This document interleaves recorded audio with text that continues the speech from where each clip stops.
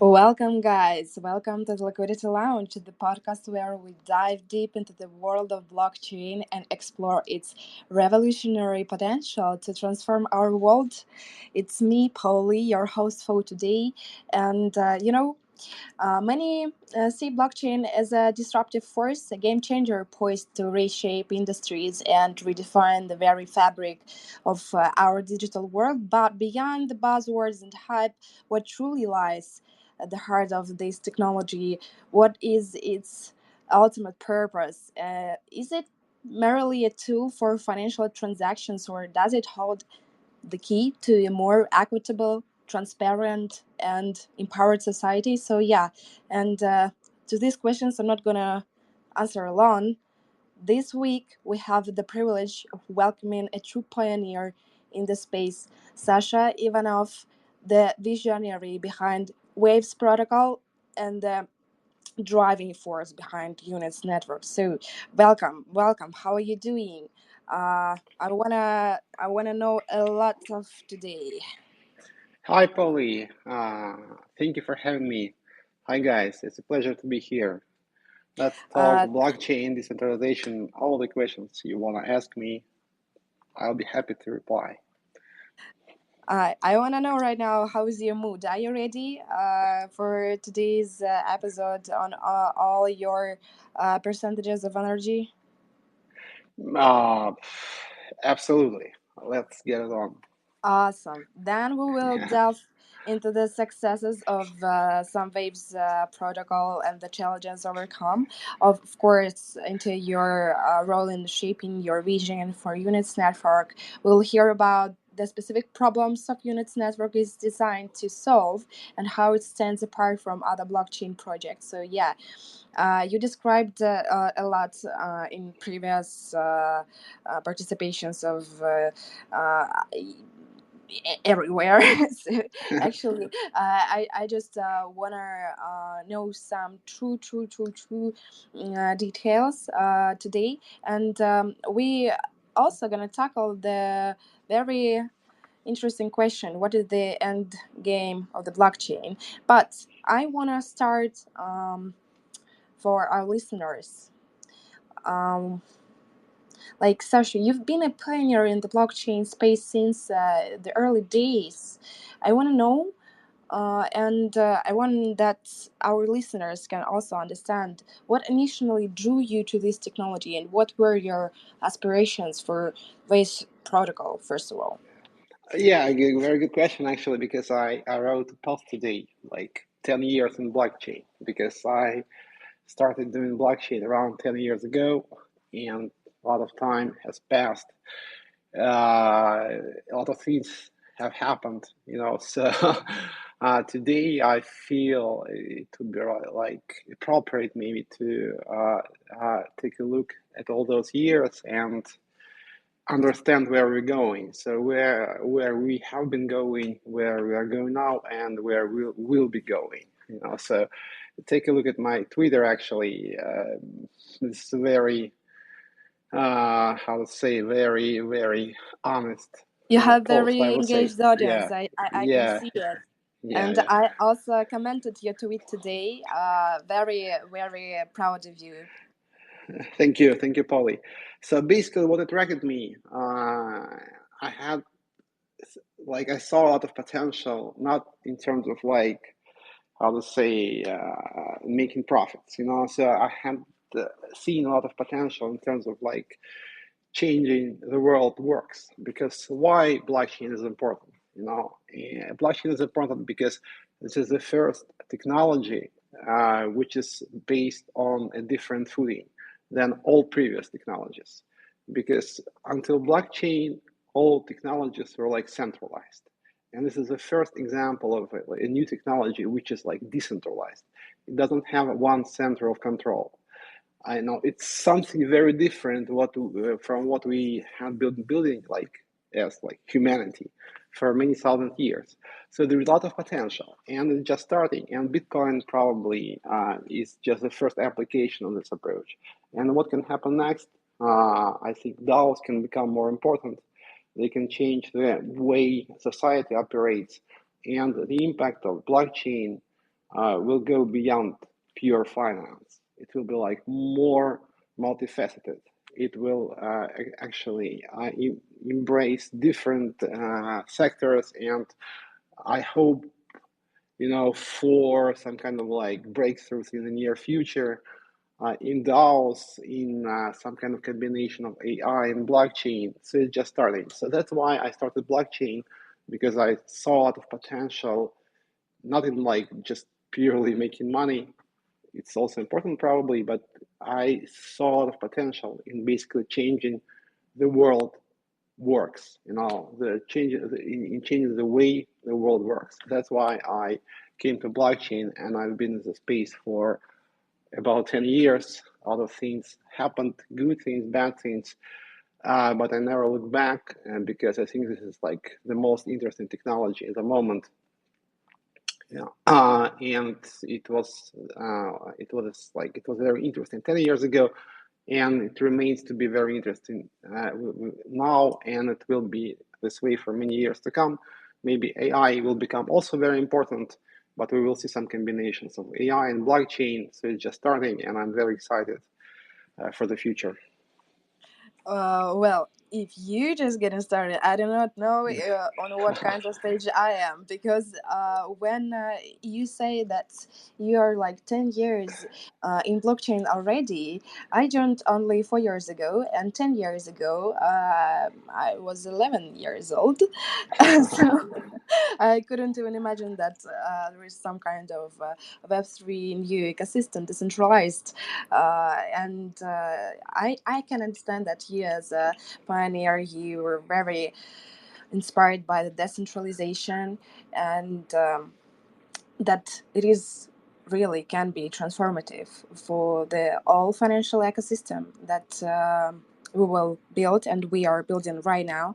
And as for aspirations for your projects, maybe there is not only innovation, like I can understand that it's all your projects like a hub for developers to create groundbreaking decentralized applications, pushing the boundaries of what possible, but still maybe there is something more.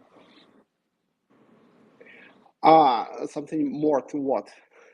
Something more on what drives you to stay here in Web3, not Yeah, only yeah. No, decentralization. well, what else can I've been doing that for 10 years, so I don't see any other path for me, because like, so, and I'm not thinking about any other options, because I'll be doing this like until the bitter end, so that's it. Gotcha. Yeah, it's very simple. So because it's a very interesting thing. It's like religion, more or less. It became some kind of like commitment, and no matter what happens, I'm sticking to my commitment, because I don't see any other options for me, because this is like the most important technology, in my opinion.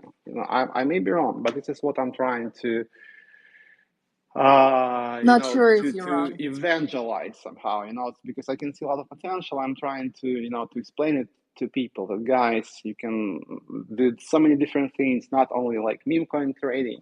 There's like a lot of potential, and new technologies are coming. We can combine them with blockchain. So there's so many interesting things, you just can't leave them.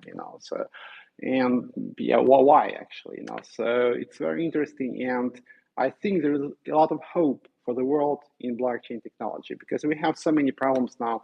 Probably we're not going to discuss them, some geopolitics, because this is not appropriate for your podcast, probably. But maybe blockchain has some kind of potential to resolve them.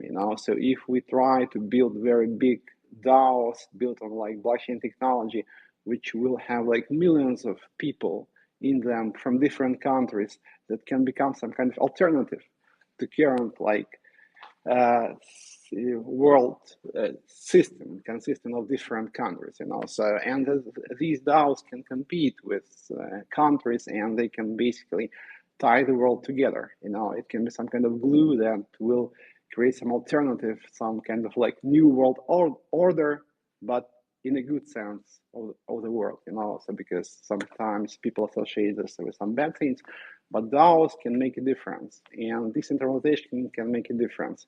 And this is one of the things that can really change the world, in my opinion. So Why do anything else when there is so much potential in blockchain? Very simple. Yeah, awesome.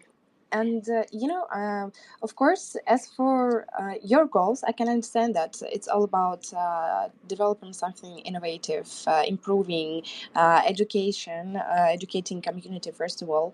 But I want to know some practical lessons that you learned from your experience that shaped your vision for the Units network, because you're building a new project here, and I want to know more about Units network as well.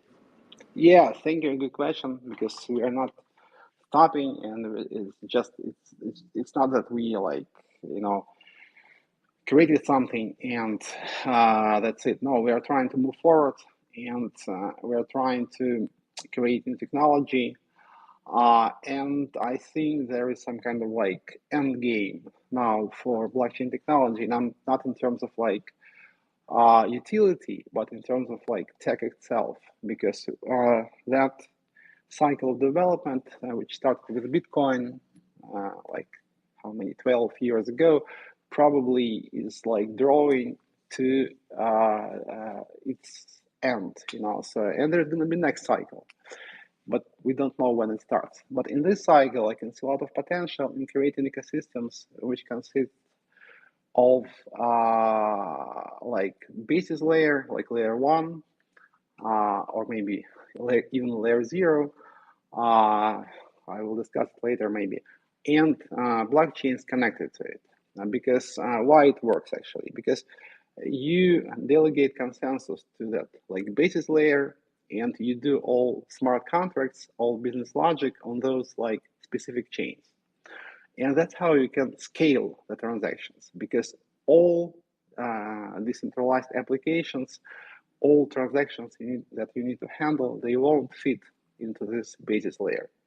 But you can just take those transactions and process them in these specific layers, which you connect to the basis layer.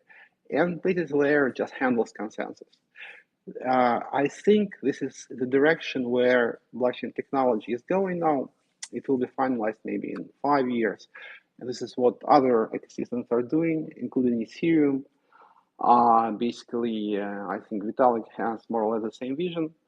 Maybe it's like more technical, and he thinks that it will be based on zero knowledge proofs. It might take many years, actually. But this is where it's going actually. And if we take Ethereum, for example, you have those layer twos built on top of Ethereum, but currently they're like disconnected. They're disjointed. There is no like interaction between them. And if you want, for example, to transfer tokens from one layer to another layer two, you need to use centralized gateways, which is very weird, I would say. So I think in Ethereum, there's going to be this process of making those layer twos more decentralized and more tightly connected to the basis Ethereum layer. For example, if you take a look at Eigenlayer protocol, this is what they're doing basically. And this is like the end game. This is the narrative that will become very important soon and is already important. What we are doing with Waves, we are trying to basically implement this approach faster because we are more flexible, and like we are much smaller, of course, than Ethereum, but it makes us more flexible. So we want to implement this approach when you basically create an ecosystem of interconnected layer twos, which are connected through a basis layer, layer one. We can create this ecosystem faster, and this is what we're gonna do. And we're working on the launch of this ecosystem now. It will be launched around August, I think. And now we have the test net. You can participate in the testing campaign. By the way, check it out at units.network. Units.network. You will find all the necessary information to start participating in the testing campaign. So basically, this is what we're doing. And Waves is becoming this layer one, this basis layer for all those layer twos connected to it. And actually, it becomes not even layer 1, it becomes layer 0, because it just connects all those layers built on top of it in a fully trustless way. And those layers built on top of waves they become like proper layer 1s, not even layer 2s, because they become properly decentralized. They have like multiple validators, and they become like proper layer 1 chains. And what we want to offer, you will be able to launch those layers, launch your own chain, your own block space in a very simple way. What you will have to do is just to make a proposal in the DAO, and once approved, you get your own chain like within a few days. That's it. We will make this process of launching your own block space, your own blockchain, very simple. And it's very important now, because now there is a lot of projects like, for example, RWA projects, like the PIN project that need their own block space. But currently, it's pretty hard to get your own chain, and we want to make this process very simple. It should be as simple as launching your own token. It's pretty simple on Waves, by the way. I think Waves is still like uh, the best platform for launching your own token, because all you need to do to launch your token is to like make a couple clicks. That's it. It's very simple. And we want to do the same with like blockchains themselves. If you want to have your own chain, all you need to do is make a governance proposal in the DAO, and that's it. You get your chain in a few days. It's very simple. This is our basically unique selling point in terms of like usability, and in terms of technology. We think that we are going into the direction where all other ecosystems are going as well, but we want to reach that end point faster than them. This is what we want to do. Mm-hmm. That was fully inspiring for me, because I can say that there are a lot of steps to simplify some problems for people here. Like, you enable a world of NFTs, DAOs, and other business models, and deliver extremely fast experience with extremely low costs in comparison with the other guys. I'm not gonna mention once again, and that thing, that USP that you said, that people can in clicks create token and blockchain. Yeah. Yeah, this is the goal, to make this like process very simple, so for the users, because currently there is so many apps, there is so many applications that want to use blockchain technology, but you can't feed them all into one chain. And launching your own blockchain is pretty sophisticated, so you need to make this process very simple, and the ecosystem that does it first will have a very significant advantage Okay, but over other ecosystems. but we a little bit distracted from my actual question. I asked you about the lesson that you learned from the experience that shaped your vision for Units Network. I know that it was essential to discuss some details about the project that you built, but I want to know more about lessons. Let's summarize some experience here. You mean why we are building this, or Like, what kind of lessons did you learn from your experience? Like, what challenges yeah, yes, there were, and how you overcame them? yes. So we have seen a lot of different things, during those 10 years, or like Waves was launched 2016. I had had some projects before, but Waves was launched in 2016, and it's like a very OG chain. So I've seen a lot of different things, of course, and both good and bad. And actually, what was like pretty bad is the situation that we faced a couple of years ago when this FTX and Luna collapses happened, and we were also affected because we had a stable coin which was somehow similar to Luna in its setup, very different actually technically, but there were some similarities actually, and it also depacked. And basically, what it means, it lost its like connection to $1 price, and it was pretty bad, for Waves, because Waves was like shorted pretty like heavily, and Waves price fell, which also triggered USDN. This is the name of the stablecoin sell-off, which further pushed Waves price down. So there was this like death spiral. It was pretty slow, not so fast as in the case of Luna. It took like maybe half a year for USDN to depack.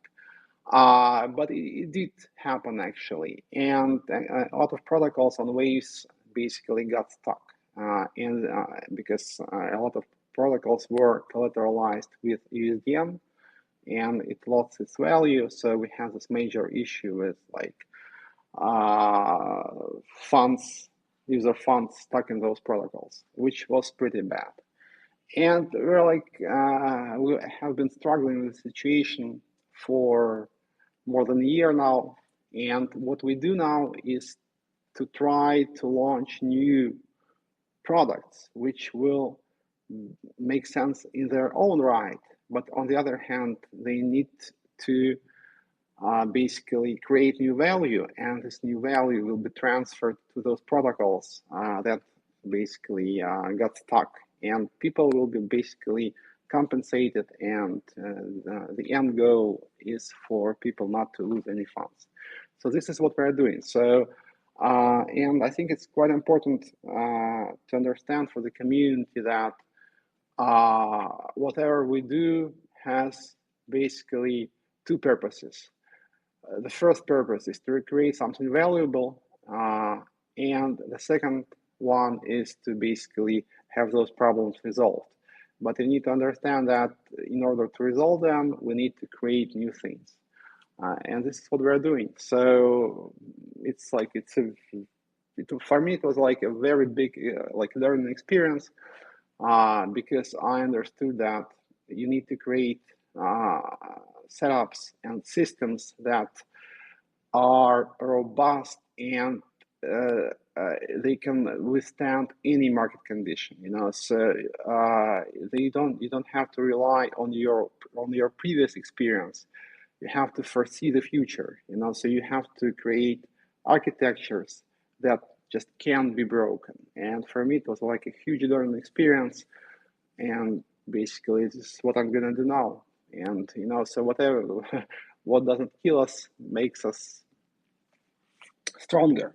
So this is a very old saying, and I'm like, some people don't like Old it. I don't school. like it either. Yeah, but on the other hand, there is some truth to it.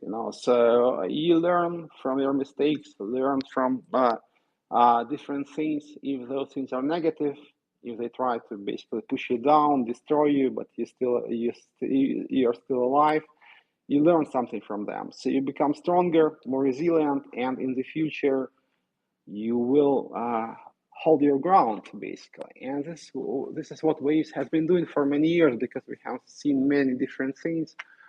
Some were public as USDN, some were not public, so, but we always moved forward, and that's what we're doing, and this is what we will be doing for years to come.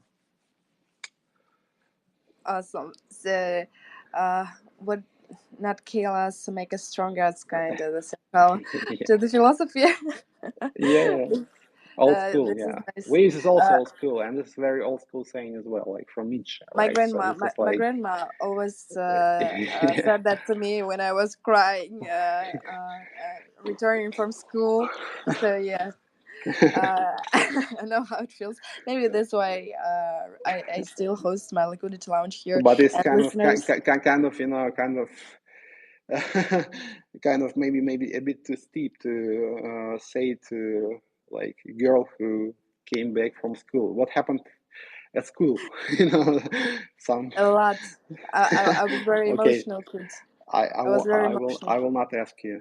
So that's Yeah, okay. Yeah.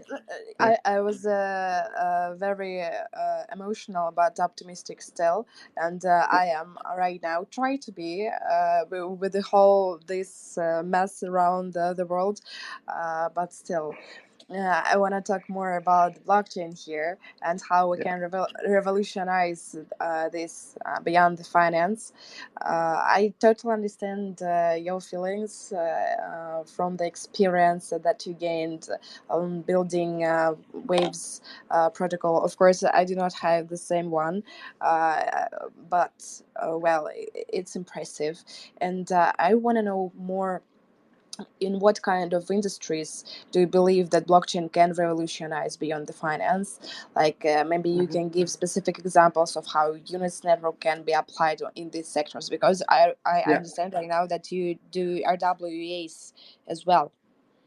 Yeah, sure, sure. I think, as I said, I believe in DAOs, like very much believe in them. So, not many people discuss them now, but this is something that will come back, in my opinion, because we can really try and build those like social structures built on blockchain technology, which basically incorporate many actors, and there's some transparency and accountability in them. Basically, why I'm so bullish on DAOs, everything on Waves now works as a DAO, and we did that after that stablecoin DPEG situation because we didn't have any funds to move forward.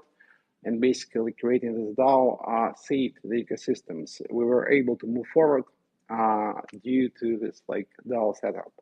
That's why I believe that those DAOs can be more efficient than traditional business structures, because Waves actually proved this. Without our DAO on Waves, probably the development would have stopped already. So for me, this is some kind of like proof of the validity of this DAO approach. So I'm a very strong believer in DAOs. Also, I think that we will see now some combinations of AI and blockchain, because AI currently is pretty centralized, also due to its like setup, because uh, those large language models by design are pretty centralized.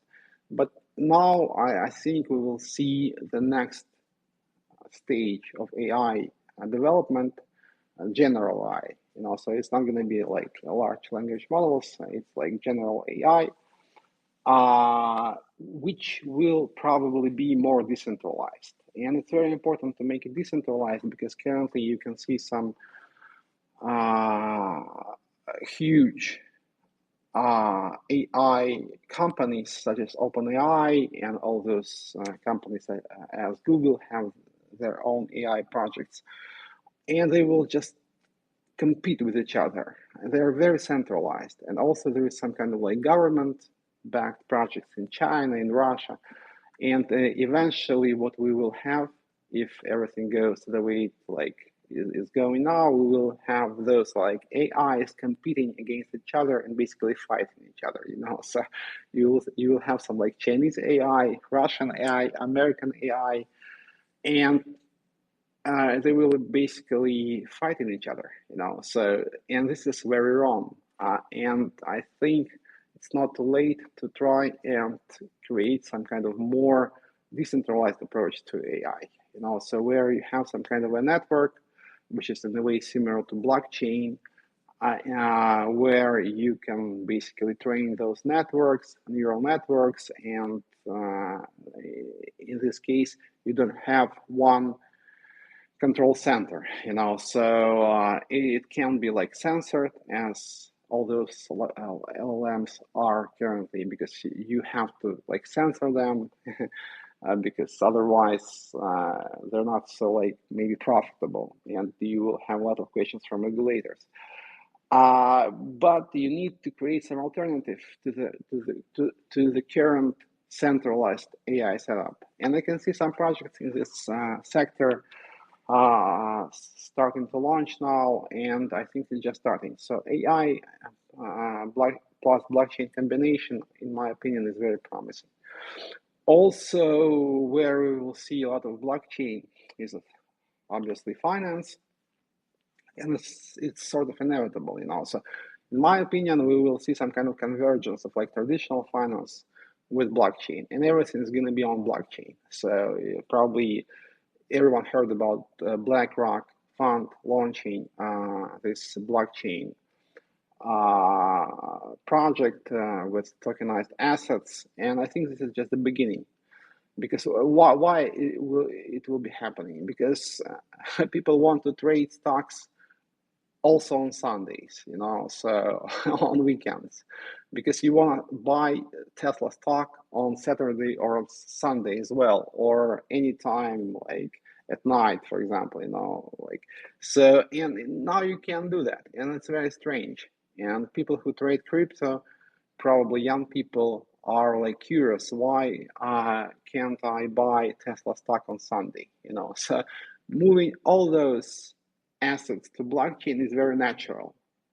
I don't think it will change things like in a very revolutionary way, but this is inevitable, and we will see all financial assets on blockchain in maybe like 5 to 10 years. Everything is going to be on blockchain. So these are the most important applications of blockchain now, in my opinion. Like tokenization of all assets, DAOs, hopefully will become important again, and AI combinations, some kind of like hybrid hybrid systems which incorporate AI and blockchain are going to be very important, in my opinion. Mm-hmm. This is interesting assumption. I liked the first one where AI from different countries will fight each other. I like that one a lot. But yeah, of course, we can use AI in different perspectives. Depends on how we do it. And I actually talk about AI every Tuesday on an AI account, and we talked a lot about the misuse and the future of it. So yeah, for sure it's going to be one of the directions of the future of the use of the blockchain, of course. And I want to mm, believe that we're going to build trust in institutions more. And I know we have tired of corruption and hidden agendas, and blockchain can make governments, organizations, and even elections more transparent, holding everyone accountable for their actions. But I'm not sure if it is. It sounds like unicorns still, and I believe that maybe in some kind of years we can create a fairer global economy as well, and prevent this from scammers, of course, and promote sustainability as well, because blockchain can help track and verify the origins of products, ensuring they ethically sourced, for example, and produced sustainably. And this is just a few examples of the potential social impacts, just social, of blockchain. So yeah, it's a powerful tool for creating a more just efficient and sustainable future, and it's up to us to make that happen. And I want to um, know more. How do you envision um, your projects will shaping the Web3 market in the coming years? Yes, so basically what we want to do in terms of like maybe more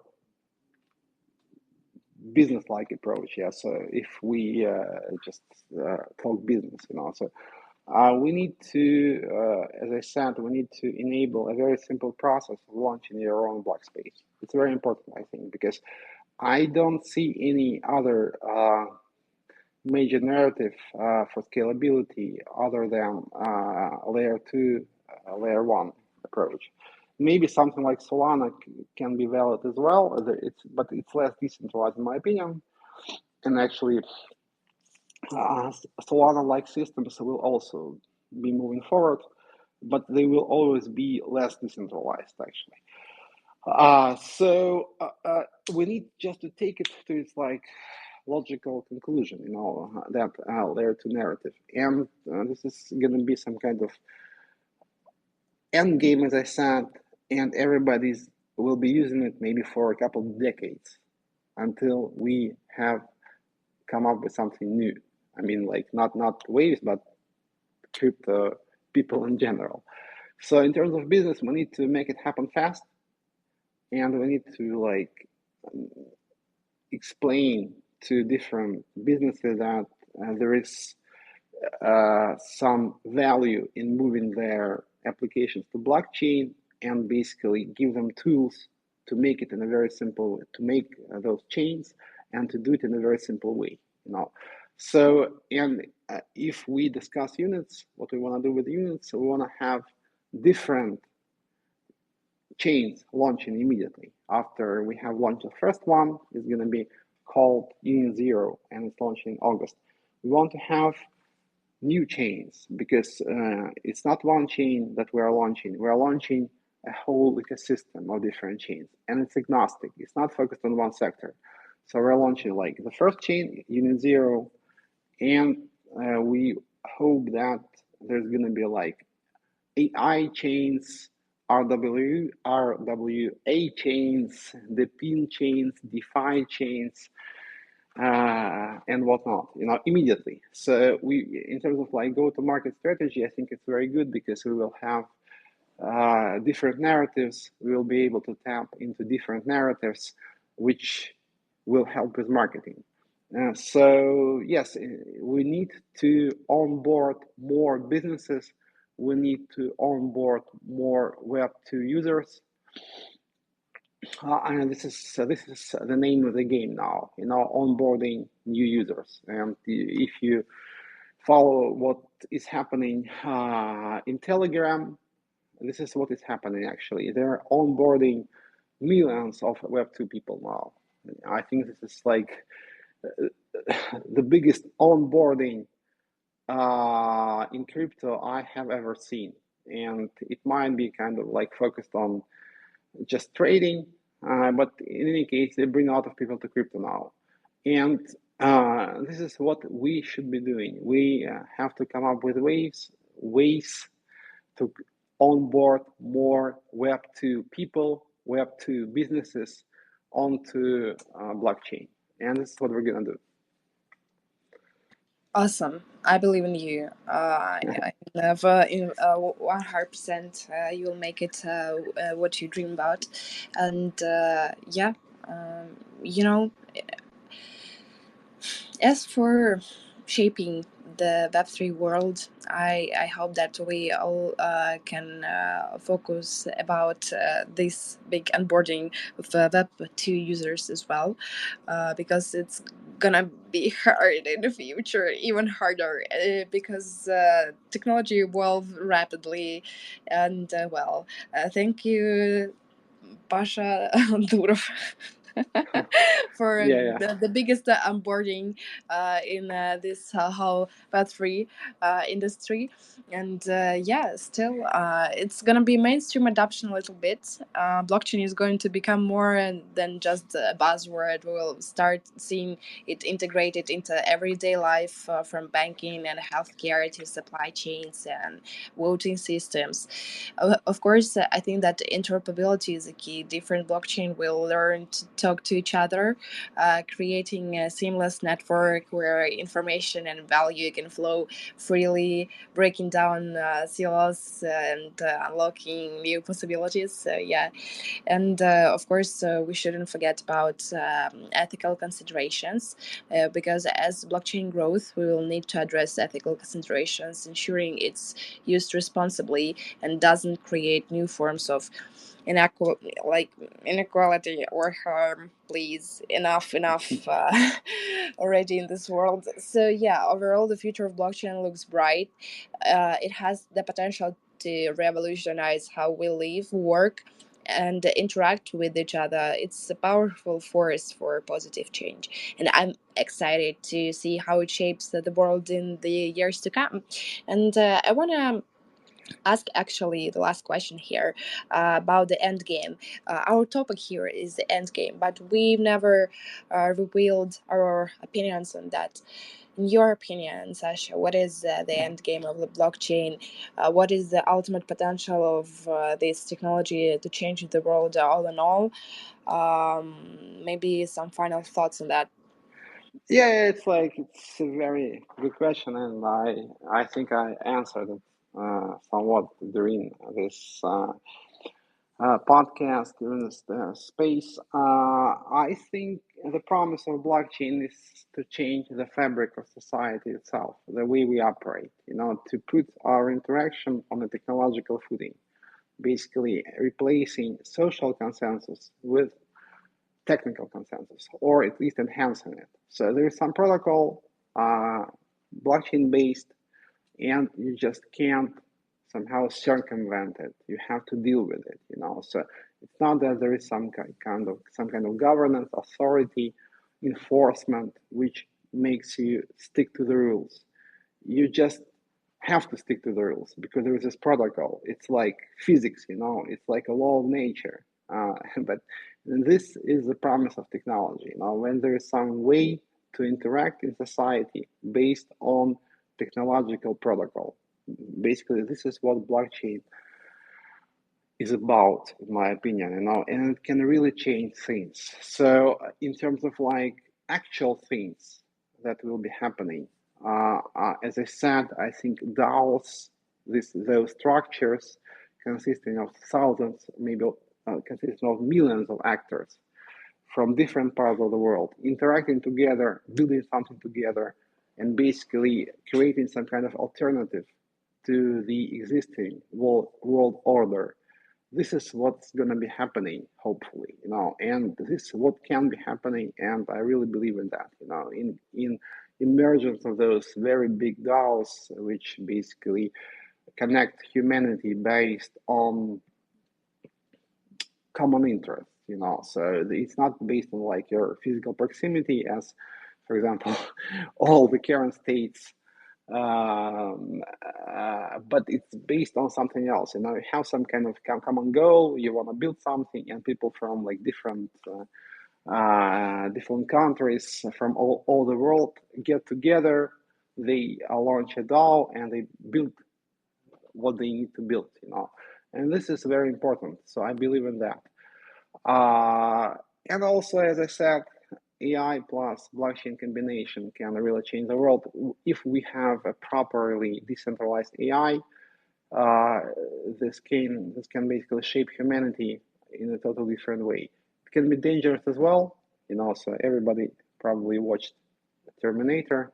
So if, if something goes wrong, we can have a Skynet, basically, some kind of rogue AI that will basically destroy us. But if we do it right, we can have something like in Avatar movie, maybe, when you have this like decentralized brain which connects all the humanity into one. So, This is and a great this what analogy. yeah, this is what can happen, and this is what should happen, and this is what we should be working on creating this, you know, connectivity, not between different nodes in a blockchain network, but between different people. So As well. yeah, that's why I actually called waves waves. It's not about like sea waves. It's more about like gravitational waves, because I'm a physicist by education, and I was like, my research field was actually gravity. And when I started waves, I didn't do physics back then. I quit sometime before, but they basically discovered, scientists. They proved that gravitational waves existed. So, and for me, it was a very nice analogy, because waves, gravity, it basically connects things. It attracts different things. It so it's some kind of attraction, connectivity between different actors, between different people. And this is what blockchain is about. It's about connectivity. It's about like attraction it's about connection, it's about working together. So this is, in my opinion, what blockchain is about, and we should focus on that. Maybe, so currently there is too much action around trading, financial applications, but probably if we want to make sure that blockchain technology uh, is like, fulfills its promise, we have to move on to different areas beyond finance. And in my opinion, they are DAOs, AI, and things that basically bring us together, So it's not some kind of like zero sum games as trading is, because trading is zero sum more or less. I think people on average don't make money with meme coins. Some people do, but on average, people lose. So, but blockchain can change that, and they can create it can create systems which are not zero sum.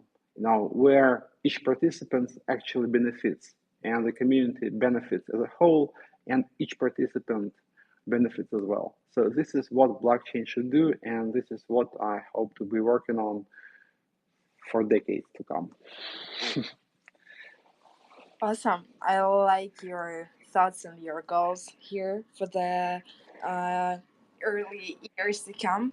And yeah, as for the end game of the blockchain, it's kind of a question that stirs both excitement and trepidation. It's technology with the power to redefine how we interact, govern ourselves, and even perceive reality sometimes. It's not just about creating a more efficient financial system, it's about reimagining the very fabric of our society, I think. To understand the end game, we need to explore the transformative potential of blockchain across various dimensions. And yeah, democratizing power and trust, of course, we should do. Blockchain, by its very nature, forces decentralization, and I think I talk about it in every episode of Liquidity Lounge. And moreover, governments are more transparent and accountable. Should be. This is also that I want to note one more time, and maybe we can redefine property rights and ownerships, and transform supply chains and commerce. So it's maybe going to be more transparent and ethical supply chains, like consumers can trace the journey of products from origin to delivery, ensuring ethical sourcing, fair labor practices, and product authenticity.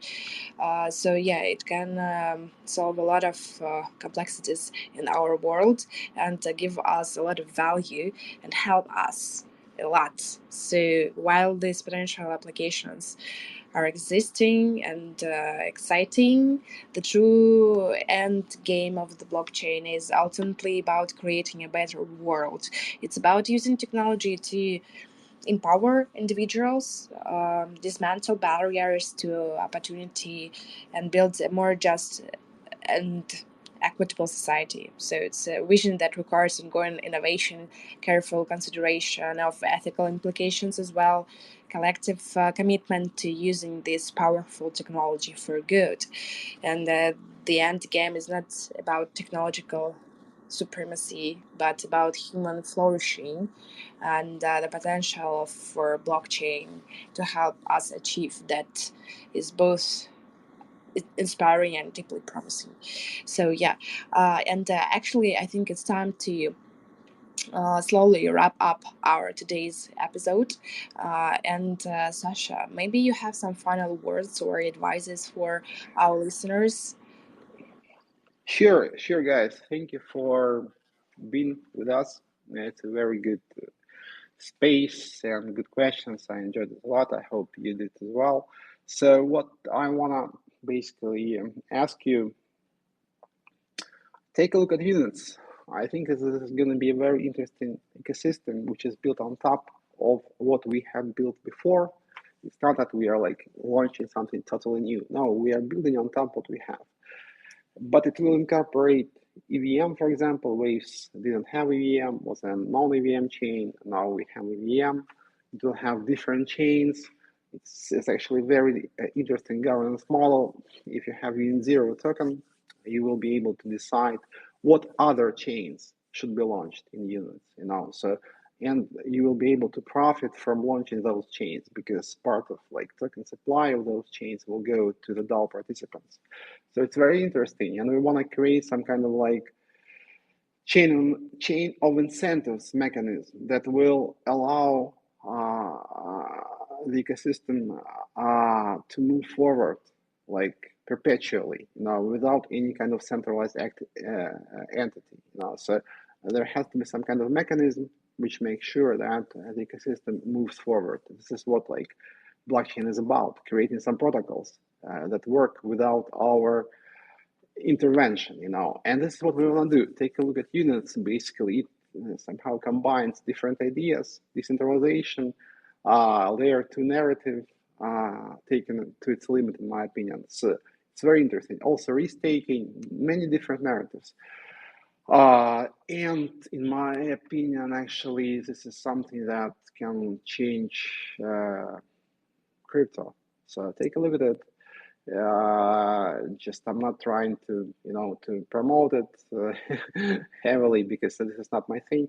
I'm just trying to explain why it's a valid approach, why it can make sense, and you need to make your own conclusions. You don't need to trust anyone. You need to make your own conclusions, and there is too much trust now in blockchain, so yeah, like people trust some projects, they don't trust other projects, but blockchain is supposed to be trustless, so you don't have to trust anyone. You just need to basically understand the technology, understand why it can be important, and you don't have to trust anyone, so try to form your own opinion. And what I'm trying to do, I'm just trying to explain what we do. That's it. But your final decision is, of course, up to you. So, guys, take a look at units. Waves is not dead, it's moving forward, and whatever happens will be around. We have been around for like 8 years, and actually, it's all just starting. So it's still young, so like 8 years is nothing. So we're just starting. Unit is coming. And guys, ride on waves. And this is like a very old motto of waves: ride on waves. And I hope that you'll stay with us for many years. I will for sure because I do ride the waves. I'm a surfer in my soul and in reality. I do surf a lot on some islands and in Moscow Oh, too. Artificial awesome. waves Yeah. and yeah, and on volatile waves of the graphs on every token in which I invest, but not gonna talk about that because my risk tolerance is out of this chat.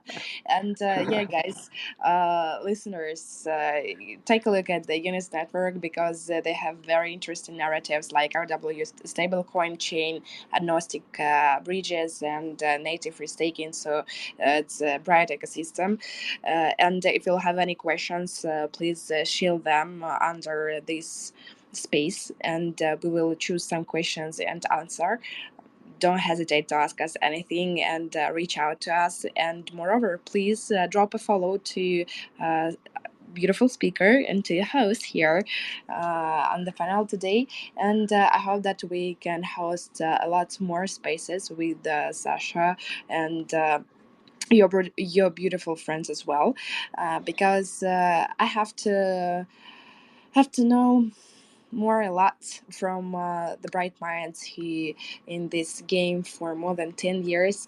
And yeah, as we conclude this liquidity launch and our exploration of the end game of the blockchain, I think that we're left with a profound sense of anticipation because this technology, once a niche concept, has exploded onto the global stage, challenging the very foundations of our current systems and promising a future where individuals are empowered, information is readily accessible, and transparency reigns supreme. So, from revolutionize finance to democratizing access to information, I think blockchain has the potential to reshape the way we interact with the world around us. As we look towards the future, the journey of it is far from over. And today we delved into the past, present, future of blockchain, maybe exploring its potential to revolutionize industries. Also, we talked a lot about base protocol and units network unique features. And yeah, as we move forward, it's clear that we far from over, guys. And I want to extend a huge thank you to Sasha, leading the way and pioneering in this field. We can be confident that the future holds incredible possibilities when such people build such protocols. And yeah, thank you for joining me today. And listeners, thank you for joining us on Liquidity Lounge. We encourage you to continue exploring the world of blockchain, engaging with the community, and participating in the exciting future that lies ahead. And I'm signing off. Until next time, guys, stay curious, stay informed, stay decentralized. Bye bye.